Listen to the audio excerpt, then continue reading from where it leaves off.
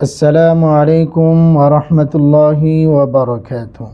সমস্ত প্রশংসা জ্ঞাপন করছি সেই আল্লাহ তাআলার, যিনি আমাদেরকে ইলম শিক্ষা দিয়েছেন, এবং দুরূদ ও সালাম বর্ষিত হোক প্রিয় নবী মুহাম্মদ রাসূলুল্লাহ সাল্লাল্লাহু আলাইহি ওয়াসাল্লামের উপর। সম্মানিত দর্শকবৃন্দ, আজকে আমরা আলোচনা করব দ্বীনি ইলমের ফজিলত এবং প্রয়োজনীয়তা নিয়ে। আল্লাহ রাব্বুল আলামিন সূরাতুল মুজাদালার 11তম আয়াতে তিনি বলেছেন, ইয়ারফা'ুল্লাযীনা আমানু মিনকুম ওয়াল্লাযীনা উতুল ইলমা দারাজাত। তোমাদের মধ্যে যাদেরকে আল্লাহ ঈমান আনার তৌফিক দিয়েছেন এবং ইলম দান করেছেন, তাদেরকে কয়েক গুণে মর্যাদাবান করেছেন। ইবনে মাজাহ শরীফের একটি হাদিসে আল্লাহ রাসূল সাল্লাল্লাহু আলাইহি ওয়াসাল্লাম বলেন, তালাবুল ইলমি ফারিদাতুন আলা কুল্লি মুসলিম। প্রত্যেক নরনারীর উপরে আল্লাহ রাব্বুল আলামিন এই দ্বীনি ইলম শিক্ষা করাকে ফরজ করে দিয়েছেন।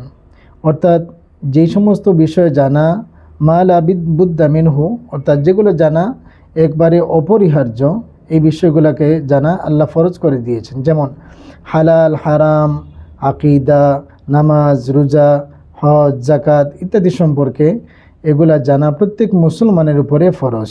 কেউ যদি মনে করে যে এগুলো আমি না জানলেই তো চলবে, একজন জানলেই হলো, না, এগুলা না জানলে আপনার একটা ফরজ পরিত্যাগ করলে যে পরিমাণ গুনাহ হয়, সেই পরিমাণ গুনাহ আপনার হবে।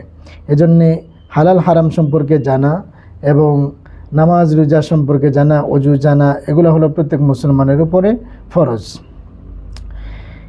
যারা এই ফরজ বিধানটা পালন করে এবং যারা আমল করে, আল্লাহ রাব্বুল আলামিন তাদের জন্য জান্নাতে যাওয়া অতি সহজ করে দেন। এবং এই দ্বীনি ইলম শিক্ষা করার অনেক প্রয়োজনীয়তা রয়েছে। যেমন সঠিক ইবাদত যদি আপনি করতে হয়, তাহলে আপনাকে এই দ্বীনি ইলম শিক্ষা করতেই হবে, নতুবা আপনি আমল করবেন ঠিক হবে, কিন্তু আপনার আমলটা আল্লাহর কাছে গ্রহণযোগ্য হবে না। কারণ আমল করবেন আপনি, কিন্তু সঠিক সিস্টেমে হবে না, যে কারণে আল্লাহ সেটাকে গ্রহণ করবেন না। দ্বিতীয়ত হলো ইলম না থাকার কারণে আপনি হালাল হারাম চিনতে পারবেন না, যে কারণে হালালটাকে আপনি হারাম মনে করবেন, হারামটাকে আপনি হালাল মনে করবেন। এ কারণে হালাল হারাম সম্পর্কে জানা অতি প্রয়োজন, এজন্য এটা জরুরি। তৃতীয়ত হলো আকীদা সম্পর্কে। যদি ইলম আপনার না থাকে, তাহলে আপনি বুঝবেন না যে কোন বিষয়টা আপনার বিশ্বাস রাখা উচিত, কোন বিষয়ে কি বিশ্বাস থাকা উচিত এবং কোন বিষয়ে কোন বিশ্বাস না থাকা উচিত, এটা আপনি বুঝবেন না। এ কারণে এটার প্রয়োজনীয়তা অপরিসীম।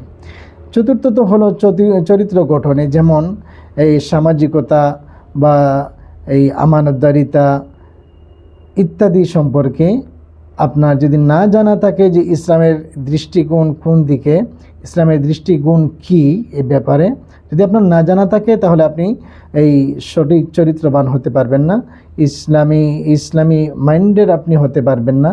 আপনি মনে মনে থাকবেন যে আমি ইসলামী মাইন্ডের, কিন্তু বাস্তবে আপনি ইসলাম পালনে আপনি সচেষ্ট হতে পারবেন না, কারণ আপনার ইসলামী জ্ঞান নেই।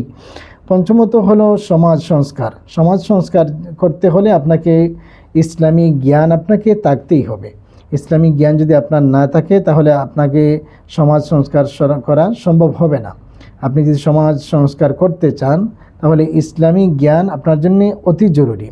তাছাড়া মূল বিষয় যেটা হলো, আমরা মুসলমানের জন্যে এই হালাল হারাম, ঈমান, আমল, আকীদা এগুলার সম্পর্কে জানা প্রত্যেক মুসলমানের উপরে ফরজ।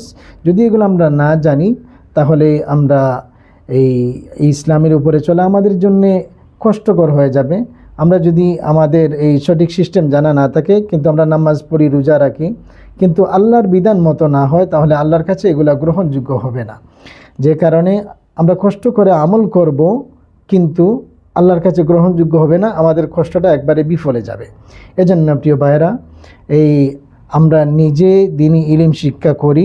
শিক্ষার কোনো বয়স নাই। আমরা যদি বৃদ্ধ হয়ে যাই, যুবক হয়ে যাই, কিশোর তো হলেই তো আর হয়, তো আমরা যে কোনো বয়সের হই, দ্বীনি ইলম শিক্ষা করার এটা কোনো বয়স নাই। যে কোনো বয়সে যে কোনো আলেমের কাছে গিয়ে আমি যদি শিক্ষা অর্জন করি, ফরজটা আমি জানি, তাহলে আল্লাহর কাছ থেকেও বাঁচতে পারবো, আমি আমল করতে পারবো, জান্নাতে যাওয়া আমার জন্য সহজ হবে।